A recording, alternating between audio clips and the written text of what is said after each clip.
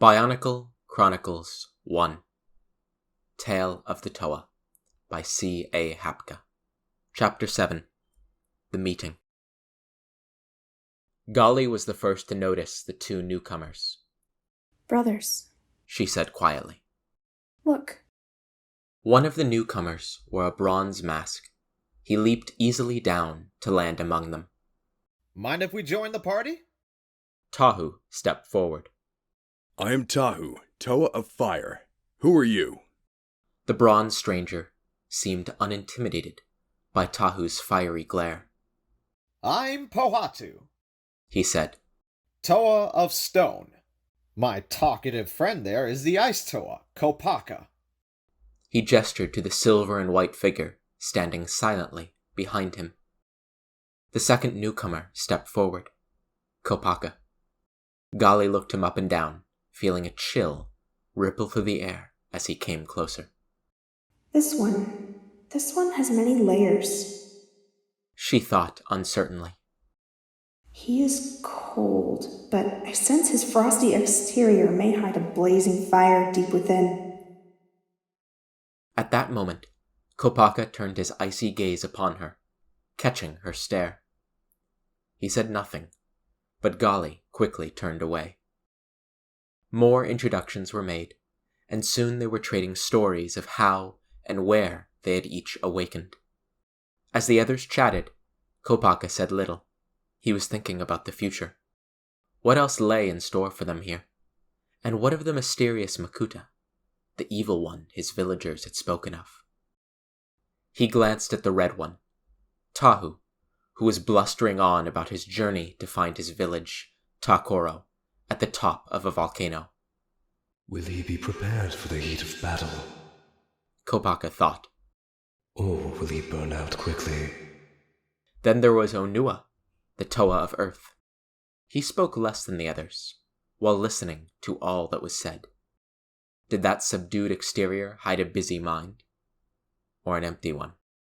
Just then Lewa, the Toa of Air, punctuated a comment he'd made by backflipping up onto a nearby boulder and doing a handstand. So much energy, Kopaka thought. but it blows out of him uncontrolled in all directions, like the wind. Not exactly someone I'd want to trust my life to in a tough spot. Hearing Pohatu's cheerful laugh, Kopaka turned to gaze at him. The Toa of Stone had surprised him in their battle against the horned Rahi. He had fought bravely. He had also been willing to entrust his life to Kopaka in that wild ski jump over the ravine. I don't know if I could have done the same, Kopaka admitted to himself. Then he shook his head. But why should he trust someone he doesn't know? It turned out well in that case, but he was foolish to be so ready to turn his life over to a stranger. I would not make that same mistake. Finally, Kopaka turned his gaze toward Gali. Now this was one he couldn't read. The way he had caught her looking at him a few moments ago. It was as if she could see into his mind, his heart, just the way he could see through the earth and stone with his mask of vision.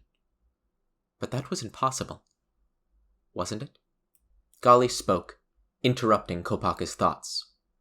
"Well, brothers," she said, turning her gaze to take in all of them. "I suppose that's enough talk of the past. We should start discussing what comes next, yes? For despite all the interesting elemental powers we may have, I expect that our best weapon is our minds." Kopaka almost smiled. At last, someone was talking sense. "You're right, Gali. Tahu said. We need to find these masks we seek, as quickly as possible. The Turaga of my village told me they will give us great powers. I know my own mask gives me the powers of protection, or shielding." "That's right. Pohatu interrupted. Brother Kopaka has found a mask of shielding too." Tahu frowned. "Yes." He said shortly, sounding irritated. "Well, there are 5 more masks out there for each of us." Once again, Kopaka held back a smile. Obviously, Tahu was annoyed that someone else had beaten him to the first mask. Onua looked thoughtful. "According to my Turaga, the masks are hidden all over the island. and the Makuta has set his Rahi creatures to guard them, so our quest won't be easy. Fine. Tahu sounded impatient. Anyway, the important thing is to find them. Fast. We'll split into smaller groups. Gali and Lewa, you can search the jungle and beaches together. Onua and Kopaka can check the caves of Onuwahi.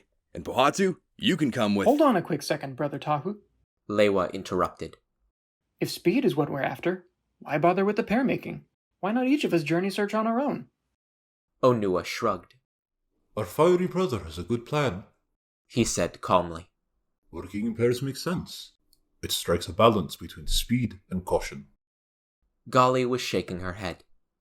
Brothers, we have been brought together for a reason. I think we ought to stick together, at least until we know exactly what we're up against.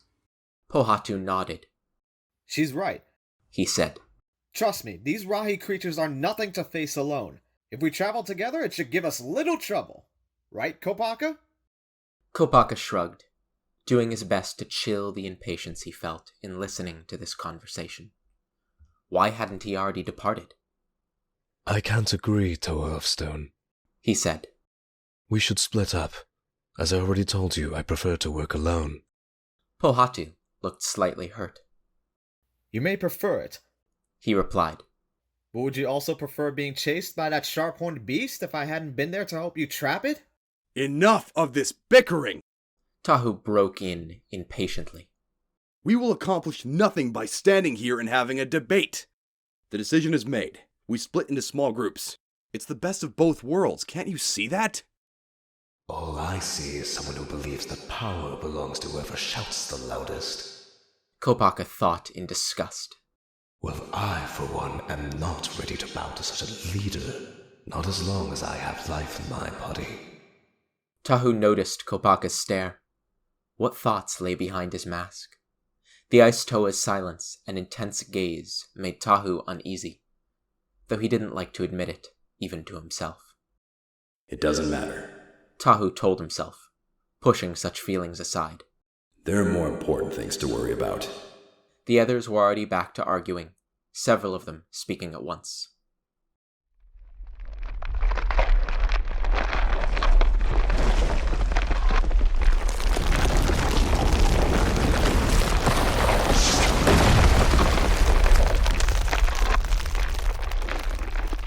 Suddenly, with no warning, the very earth yawned open in front of them, splitting the clearing in half.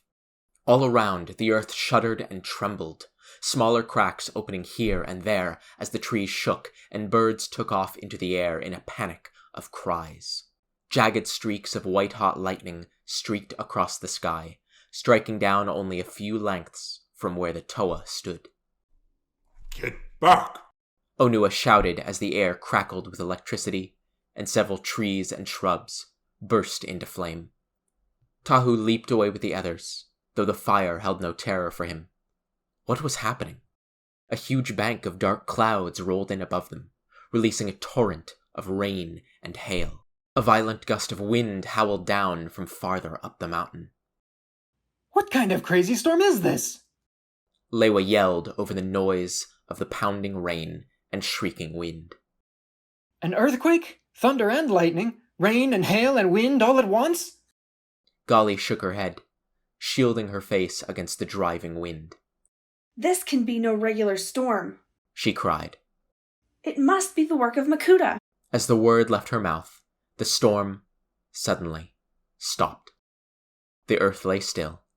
The only hint of the storm was the smoldering remains of the lightning-scorched foliage, and the huge, gaping fissure in the ground.